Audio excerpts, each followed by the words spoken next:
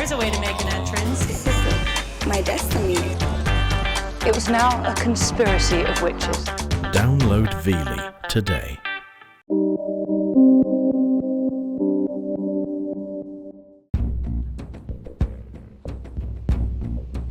A city in the middle of the Ukraine.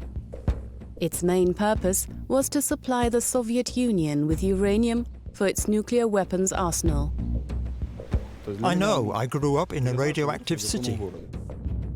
Here, just outside of the city, top specialists mined the uranium that was needed. Their children and grandchildren continue to pay for the Soviet legacy. Children often get sick here. That's just how it is in our city. It doesn't surprise anyone. My name is Tatiana Detik. This is my homeland. As a journalist, I'm endeavoring to gain insight into the city's secret.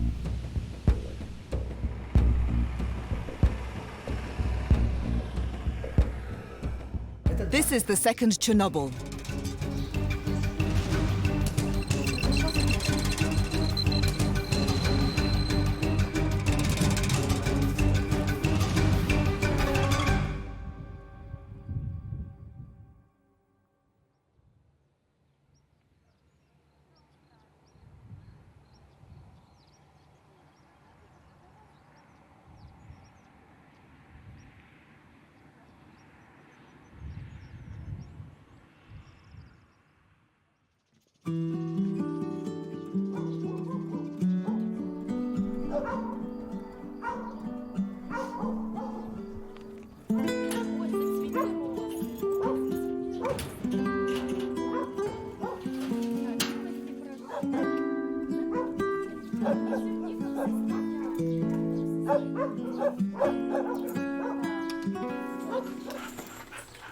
You vagabond.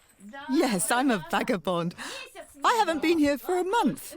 My neighbour, he's so sweet. And this is my dear husband, Radioactive. Ah, it's my Monia. Monia missed me. I haven't been here for a long time.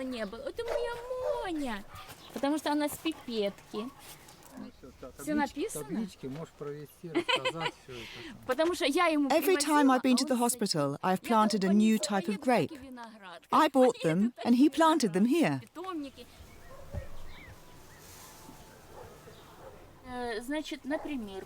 I went to Moscow to have bone marrow taken out. They break this bone in your chest and take it from here in the Ukraine. This time they took it from my spine. That's easier for me because none of this is intact anymore. I've had bone marrow taken from here at least 10 times. And I let them take blood from my veins so I can get reliable results. I hope I get good results. My children, my dogs, my husband and my parents need me.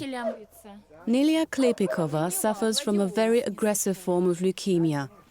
She is one of the some 50,000 residents of the city of Zhovty Vody. According to unofficial statistics, the majority of them are seriously ill.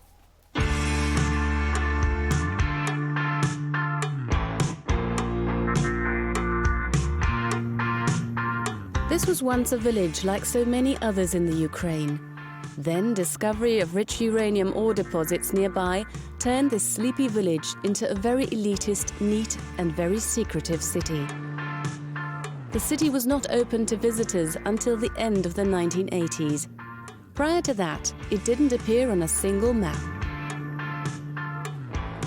Cities like Zhovty Vody made the Soviet Union a global leader in uranium production. The new nuclear power plants and an ever-expanding weapons arsenal required a vast supply, so the government ensured the locals did not want for anything.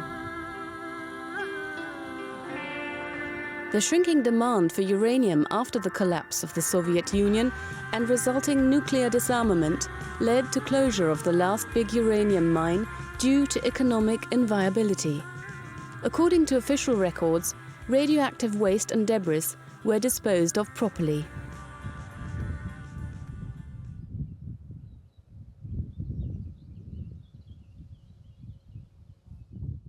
The state-run company Vostok used to deal primarily with uranium.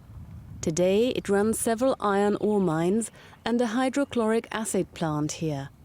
Vostok is now the city's biggest employer and strives to present itself as a modern, forward-looking operation. This newfound openness becomes apparent when my camera team and I are stopped on a public road by the company's armed security staff.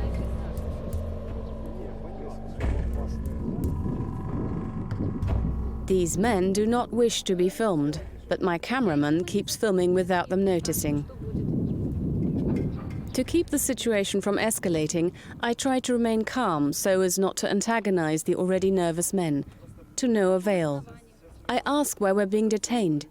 They give only evasive replies. They get orders on what action to take via telephone.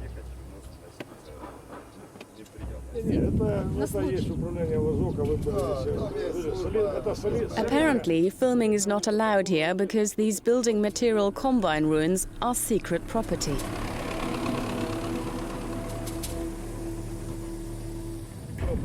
We're just doing our job. We have to. We have to act. I understand. I saw you filming at headquarters. What? Your car was there. You were spotted there. We didn't film there. That doesn't matter. I saw you there. Let's go. If we chose to disobey their orders, they would use force. They assure us that we would not like that. We bow to this pressure and follow them to Vostok headquarters.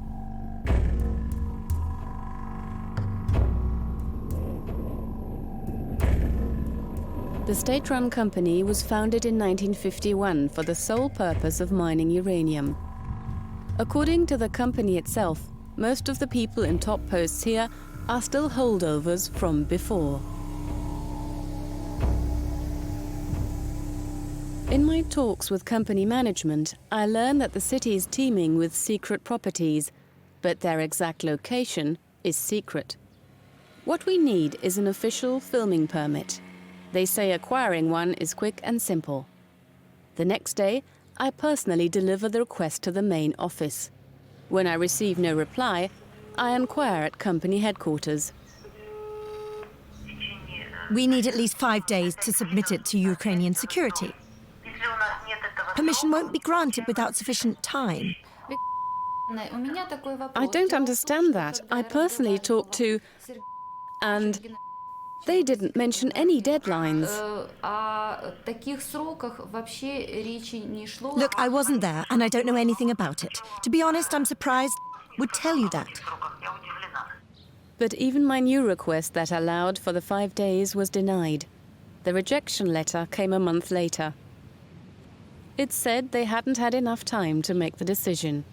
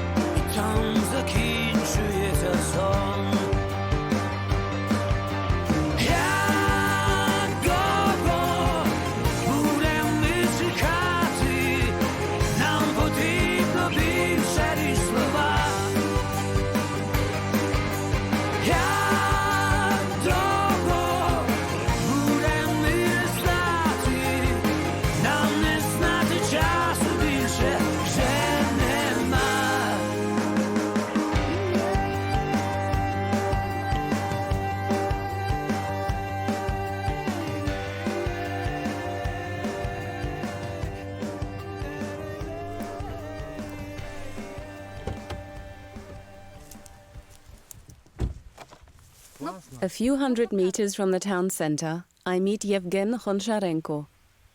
The crater-ridden landscape looks harmless. Only the older residents can remember how truly dangerous this place is.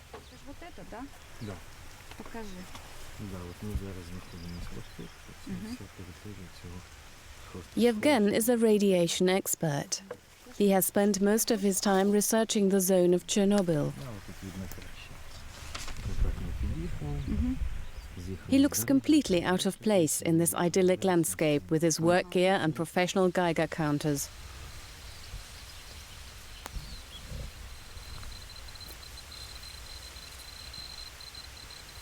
It's hard to believe that the soil underfoot is totally contaminated. Basically, we found what we expected to find. Nothing surprising, nothing industrial. We are dealing with naturally occurring uranium-238, although in a very high concentration. That's also understandable. Uranium was mined here, and the waste was simply dumped here on the tips.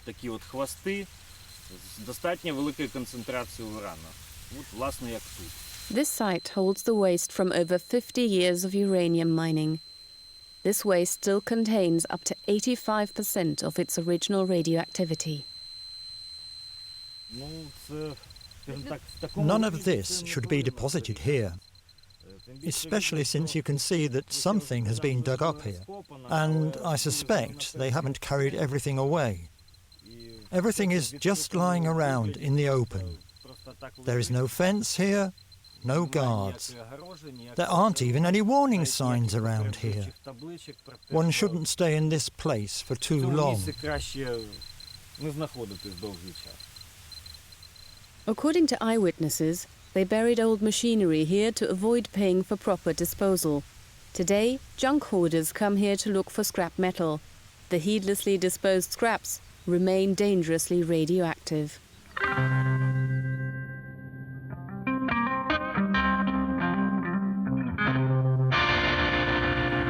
Do people know the danger they're exposing themselves to?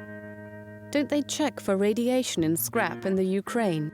To find out the answer to these questions, I travel 150 kilometers to the regional capital of Dnipropetrovsk.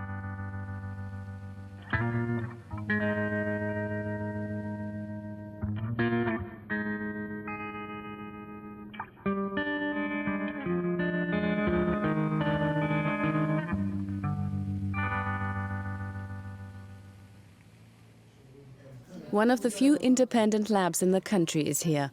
Vladimir Goncharenko heads the lab. He has been battling the government for years. He's had highs and lows in his war with Ukraine's mafia-like structures. He has had his successes, but has also received numerous threats.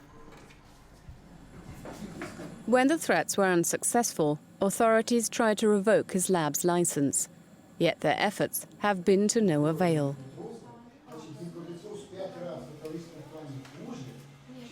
Here in the Ukraine, 10 million tons of scrap metal are processed each year. There are 3,000 official recycling centers, but there are really 30,000 collection points here.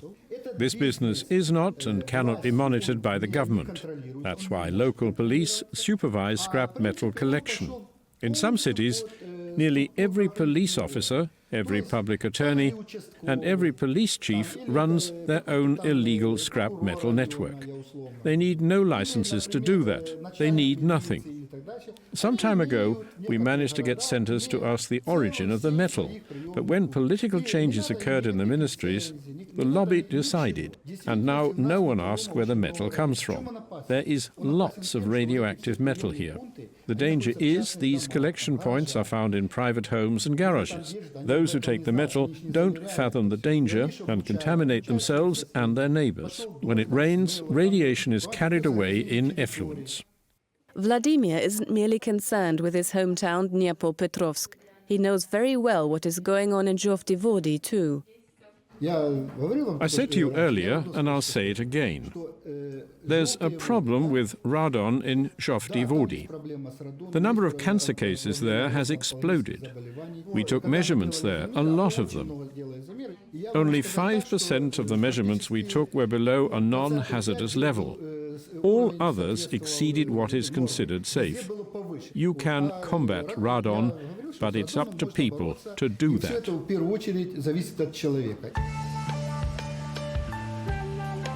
In order to combat a danger, people must be informed of that danger. Radon is a heavy noble gas and collects in the lower floors of residences.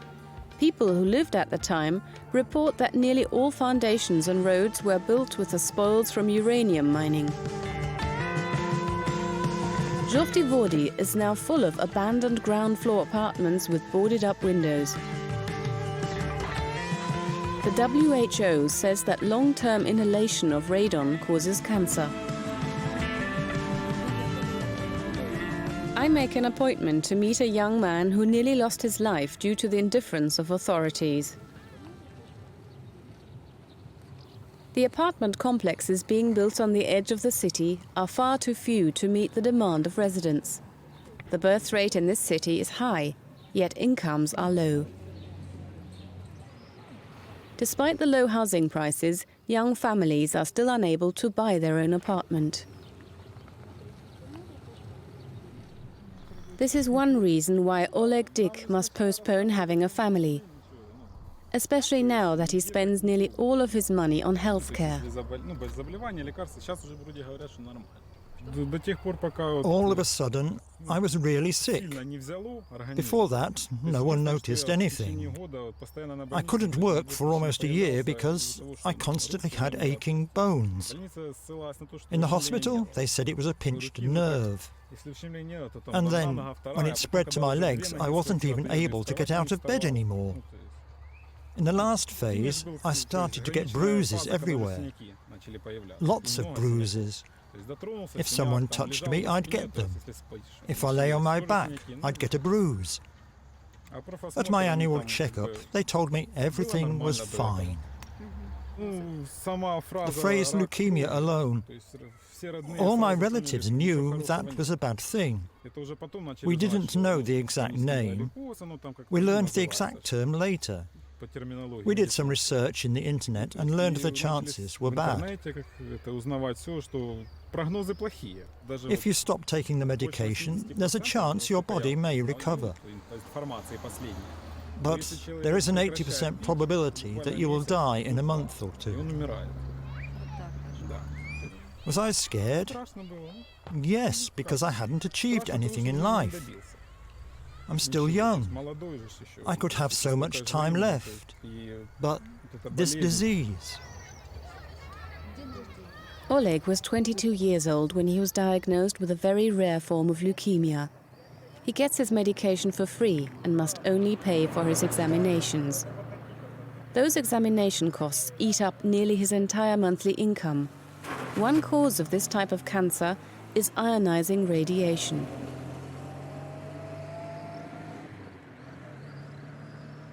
The people in power in this city refuse to accept that.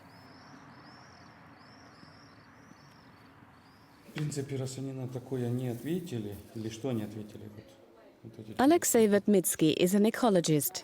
He has been studying the problems in and around his city for years. I studied Zhovty Vody, and it's clear to me that there is a serious problem with radiation sources here.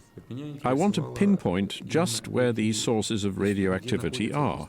Not the ones that are contained, but the freely accessible ones. Those are the ones that pose a danger to residents. Children might play near these areas. Getting information about these areas is very difficult, nearly impossible.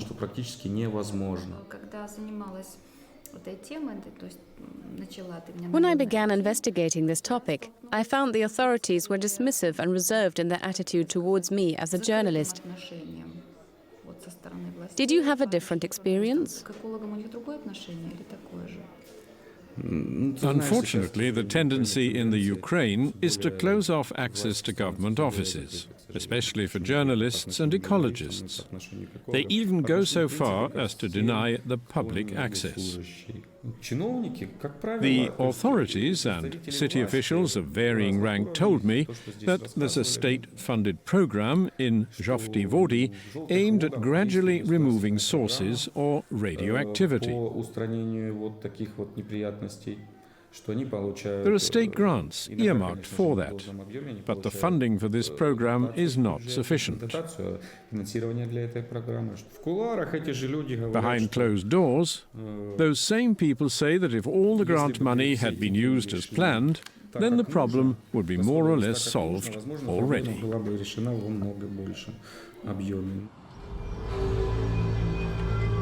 The next day, Alexei wants to show me a perfect example of the cooperation between ecologists and city government. Not far from the town centre is one of the pithead buildings that was backfilled after mining stopped. The city residents use it as a garbage dump. The ruins are full of stone chips. The radioactivity levels here are 10 times the permissible level. The road that leads here is also paved with large grey stones like these. Alexei and Yevgen recognize it as uranium ore. The Geiger counter sounds the alarm the whole time we're here.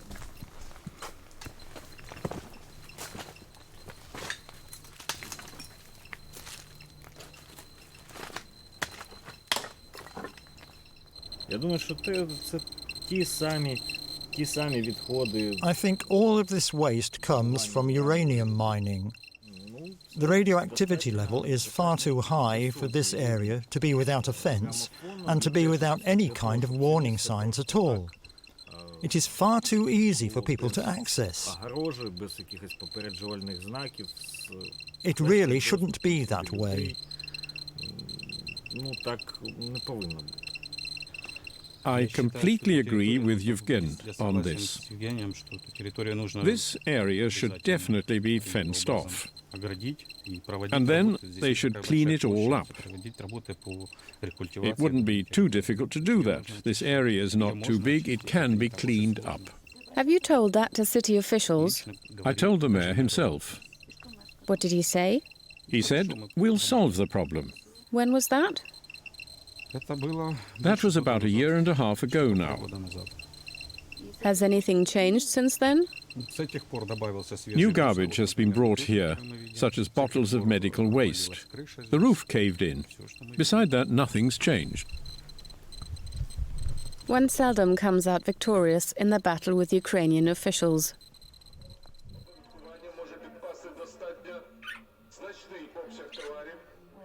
Nelia invited me to her home. Her house is on the ground floor of a Soviet-era apartment building. Her family has lived here from the very start. Her son Vasily is visiting at the moment. He is studying in a different city. He earns extra money boxing. Like most young people here, he'd rather not stay in Zhovdy-Vody. I thought I could move to Kiev or even somewhere abroad. I wanted to apply for dual citizenship. In Israel, medical care is free. He wanted to take me there, and I said no. I wanted to marry for the citizenship. Then I'd come and get my mother so she could be treated. Exams like that are routine there, and they're free.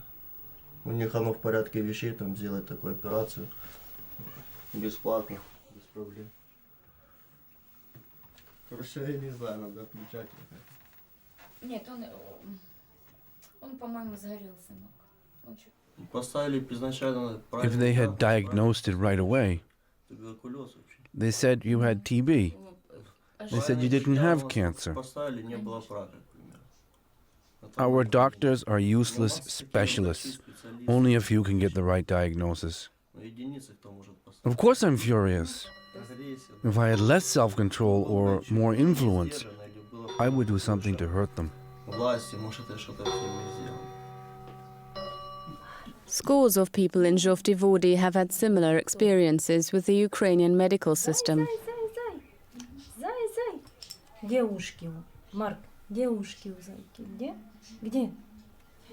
Mark has been deaf since birth.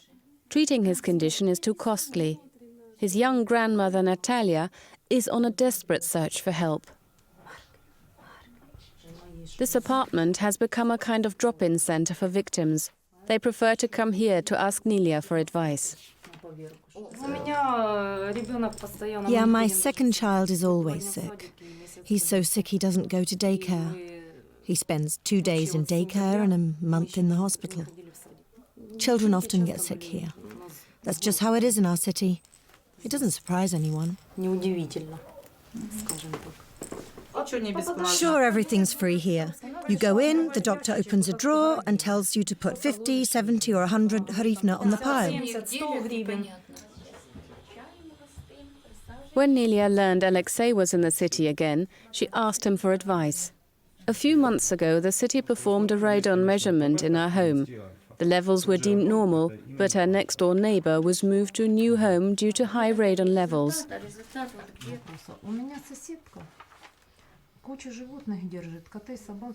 The measuring methods and results astonish Alexei.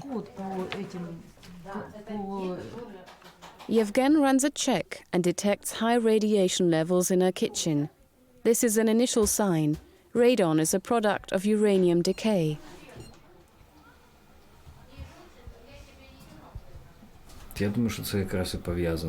I think that has to do with the fact that this is the ground floor. Radon collects in the basement and rises up here through the cracks in the foundation.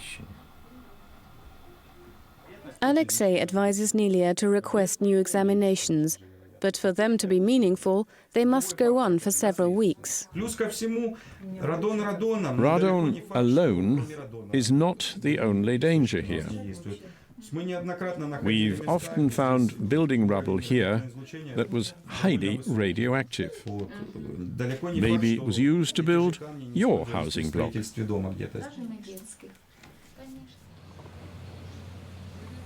Local authorities deny any link between the widespread illness and the building materials that were used earlier.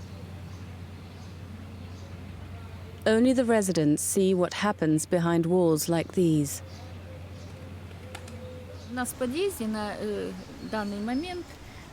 In my house, it's me with leukemia. Next door, 2 previous owners died in quick succession. The elderly woman who lives there now is suffering from uterine cancer. The woman in the next apartment has skin cancer. Her son came and picked her up. I don't know if she's still alive. The neighbor across the way has a thyroid disease. There's a man on the second floor with lymphoid cancer. There's a woman who lives on the 4th floor who has breast cancer. I saw her today. She has no money to pay for treatment, so she's waiting to die.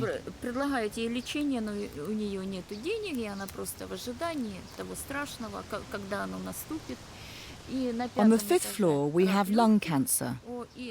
There's an empty apartment there. Both inhabitants died of cancer. And lastly, there's a woman who is still working despite the fact that she has uterine cancer.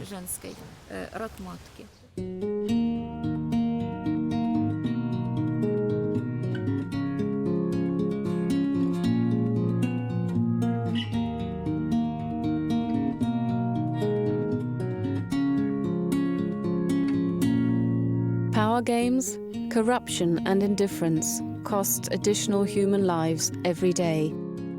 The city cemetery is as big as one in a major city already. 2/3 of the graves here are from 2000 or later.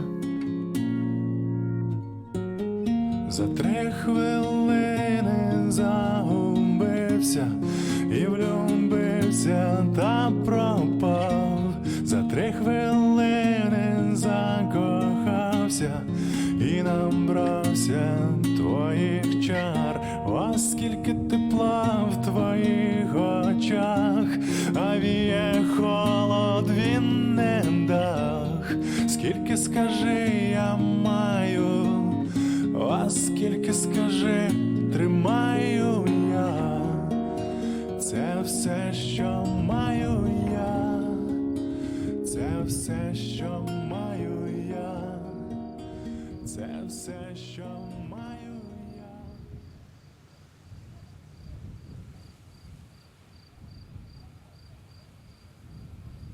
During the Soviet era, no one thought much about the health of the uranium miners and their families. The powerful beast demanded cheap energy at an unfathomable cost. No one considered the long-term consequences.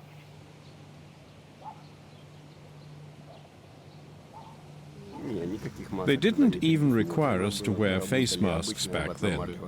We had normal dust masks and no other sort of protection. Our tools were spades and axes. Mikhail Kulpanov retired early and has to work as a salesman. He had worked in a uranium mine for only 5 years when he was diagnosed with lymphoid cancer. We kind of knew what it was back then. There was no cancer awareness effort back then. For example, no one told us what not to touch, where not to go, and what not to do because of radiation. On the contrary, they tried to hide it so everything would be done in quiet. You worked and went home. And nothing has changed since then. There are still no safety measures. They still wear dust masks in the mines. That's how it is with this city too.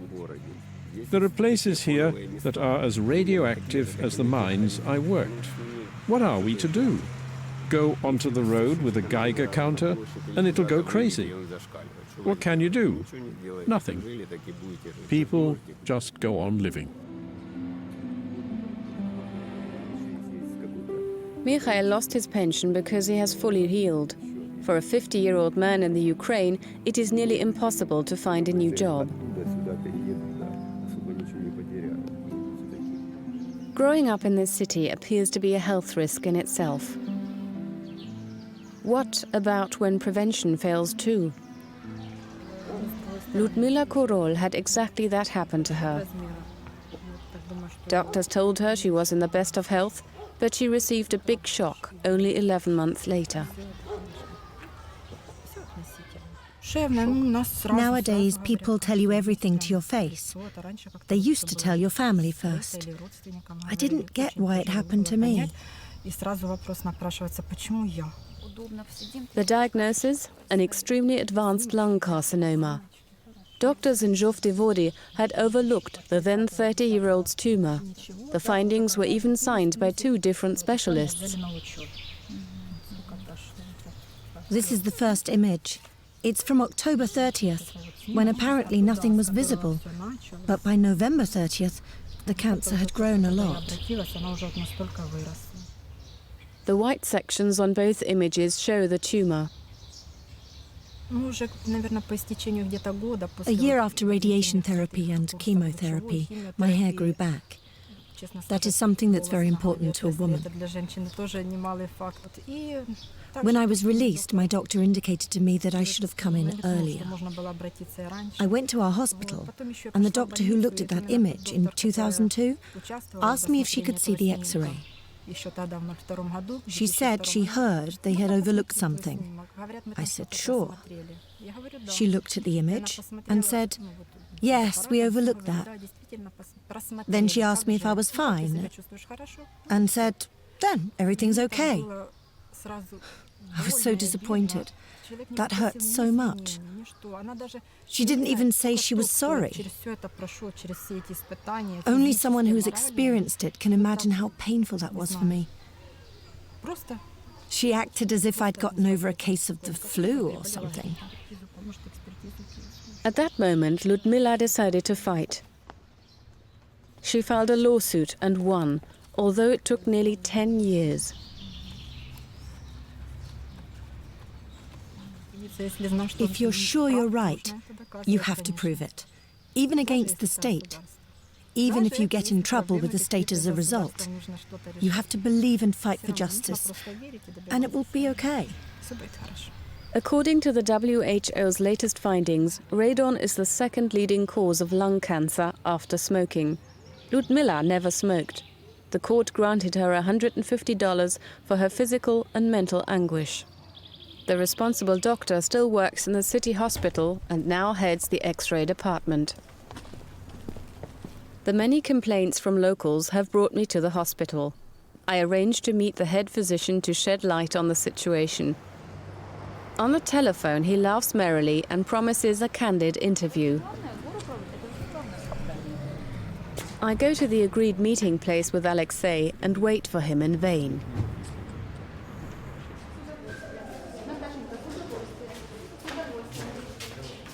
The head physician is a no-show.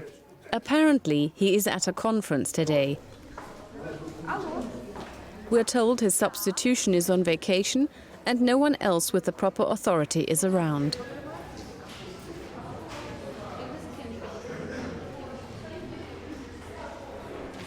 I try to engage the resident personnel in conversation, but they say they need the boss's permission before they'll answer a single question.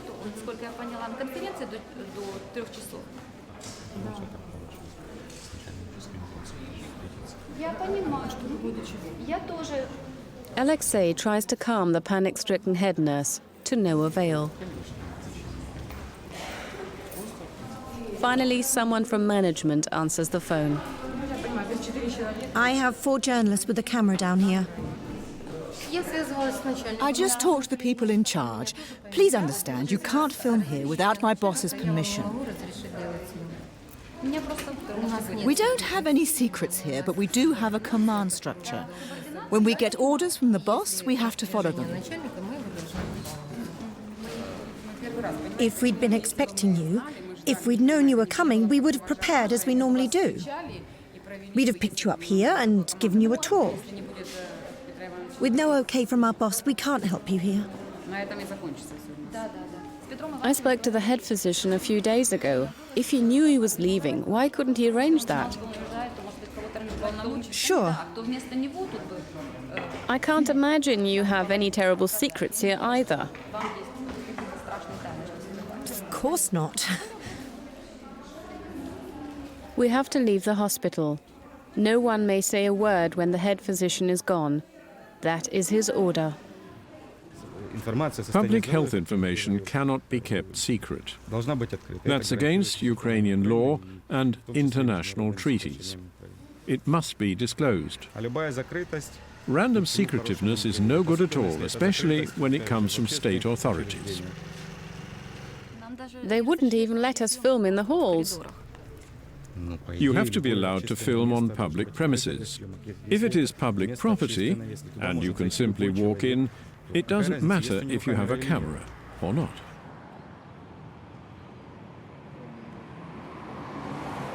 It seems no one wants to or can say anything about this topic, especially in public institutions.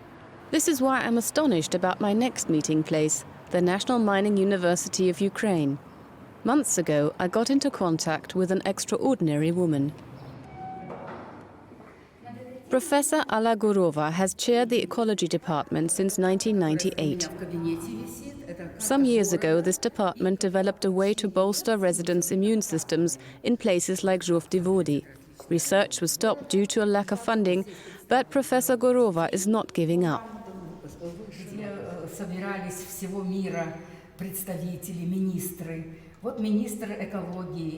A colleague from her department insists on sitting in on our talk. He asks me what the precise aim of the interview is. Professor Gurova is also on the National Radiation Committee. At a conference, I said I was from a region where uranium was mined, enriched and transported. And that meant that radioactive waste collects here. And I asked how a specialist would assess our situation with regard to radiation. There was a pause, and they said it was a second Chernobyl. It was viewed as a second Chernobyl. But people live, work and give birth to sick children there. The radiation cuts into the DNA molecules like an invisible scalpel. And the chemical contamination does not allow the strands of DNA to regenerate. That causes mutations. When mutated cells develop, when there are lots of them, This causes a whole range of oncological illnesses. She is all too familiar with the meddling Ukrainian authorities.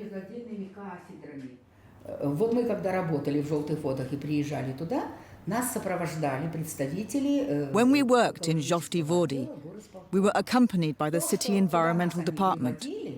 We took measurements in the places they took us to. When I went to a meeting in Kiev and ran into the specialists from Zhovti-Vody, when I heard their reports, I knew that they hadn't taken me to the most dangerous places in the area back then. I tried to find statistics for disease in Zhovti-Vody and failed. Right, you'll never find them. Why? Because if they published them in the regional statistics, our region wouldn't be placed where it is in the state statistics. I've asked that question at many conferences. Why is the line for the statistics in Zhovti-Vody always empty? That data is always sent to the regional statistics office. But it appears that it is not passed on. So those statistics aren't listed elsewhere? No. They're just left blank. Do you have those statistics? May I see them? Of course I do. I have that thesis from one of my students. She did a very good job of it, I'll show you. She analysed statistics from the last 5 or 6 years. These statistics existed up to a certain year, but then that data just vanishes. They send the data to the region, but then it disappears. So they are playing some kind of game with them. They play statistical games with them. They mess with the statistics in some way, so the regional statistics look better. Careful, this will leak to the press and you'll be held responsible. I stand by my word. Here you are. Here is the statistical proof. The statistics for Zhovti-Vody have not been published in official records since 2004. All the data that is given prior to 2004 looks suspiciously low in Professor Gorova's opinion.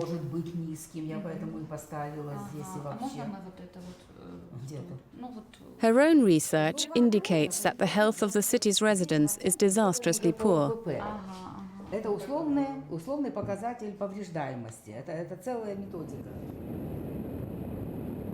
I'm on my way to see a physician who runs a private clinic. She's prepared to share the results of her own research with me. She herself says I can expect them to confirm my fears and hunches. Hello, Tanya. I need to talk to you about the interview. I have some bad news. What happened? I received a call from a government office. They warned me against passing on the data we discussed. What exactly did they say? Well, they made it clear to me that I'm not Yulia Tymoshenko, and that if I'd vanished, no one would look for me. So they threatened you? Yeah, you could put it that way. Shortly after our call, I heard the young physician was admitted to a clinic with a nervous breakdown.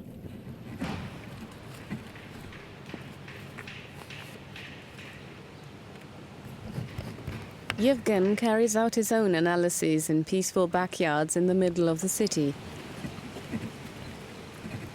He works methodically and scrupulously.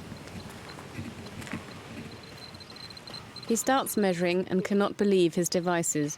He has only seen levels so high in the zone around Chernobyl.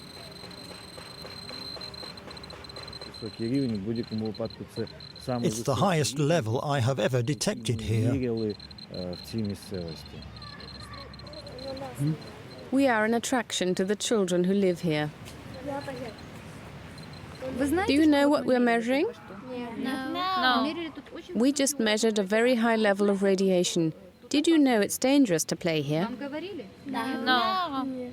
Didn't your parents tell you that? No. 10 years ago, they measured high levels in that school. Here on these streets, too. They tore up some streets. They demolished a corner of our house, and the school was closed. Do you tell the kids it's dangerous to play here? Where else can they play? There's nowhere to go. According to unofficial statistics, over 5,000 spots in the city are this contaminated. Something has to be done here. One must repave the old streets and remove the old surfaces. This problem must be solved. There is no minimal level under which ionizing radiation is harmless. On the other side of the city, life appears utterly untainted. These children can play on a lovingly set-up playground. Anatoly Shkinyov lives here with his family. He's one of the biggest fans of her city. Ever since I can remember, they've been cleaning up the city. They located highly contaminated spots, and they removed bits of asphalt and paved things anew. It doesn't bother me because I grew up here. To me, the word radioactive is a normal word and nothing bad. If I were to get the chance to move to another city that was cleaner, then why wouldn't I do that? If you have the wherewithal, then you solve the problems. If not, you learn to live with them. Very few people get such a chance. The average income in the city is around $200 a month.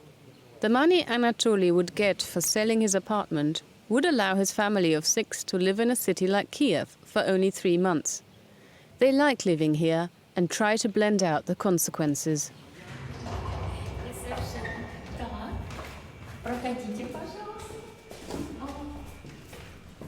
Nelia is visiting her mother today. In the Ukraine, family ties cannot be severed. Without their children's help, elderly people here would not be able to survive. Nelia gets medication for her mother and brings gifts.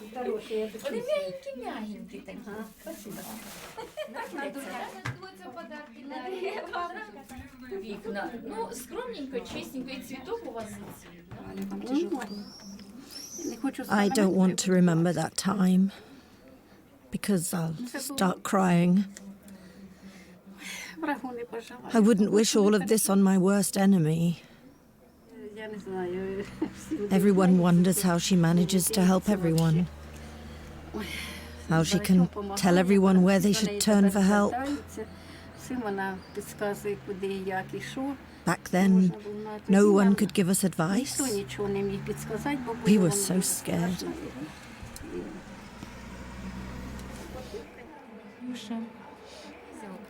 A large family always means good fortune. When the government and medical system betray you, you still have someone around to help. My middle sister's sign is Virgo, right? She was always so stubborn and strong-minded as a kid. I got that from her. When I fell ill, she was the first to come, and she went with my husband to the doctor. At the time, she asked the doctor how long her sister could live with the illness. The doctor told her maybe a month, 2 months, or a year. And then she passed out and collapsed against the wall. It was a terrible thing to hear. But Nelia and her family never gave up. They heard about a research program from a Western drug company. She attained a spot in it and won the right to keep living. I have a goal. I have the strength and courage to survive, and I will help those people. Уяви собі, разом будем живемо ми. Після осені довгих дощів, хуртовин зими, через простір час, крізь вогонь і лід, як на двох одна мрія у нас, свій збудуємо світ. Nelia Klepikova continues to advise ill people in the city. Unfortunately, the results of her last examinations weren't as good as she hoped. Oleg Dyk must travel to Dnipropetrovsk each month to pick up medication that keeps him alive another 30 days. Lyudmila Korol is still unemployed. Her daughter is looking for a job far away from the city. Yevgen Uncharenko was questioned by the secret police during our shoot. Там будеш тільки ти, там буду тільки я, у цю найкращу мить мого життя. Only a few weeks after our interview, Vladimir Goncharenko was beaten to death by two unknown men on the street.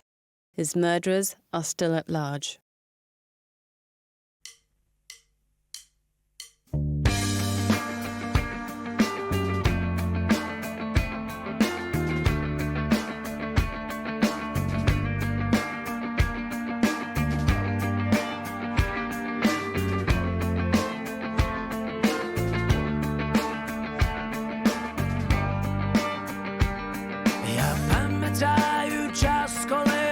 Починався світ, хто міг, той підіймався та йшов.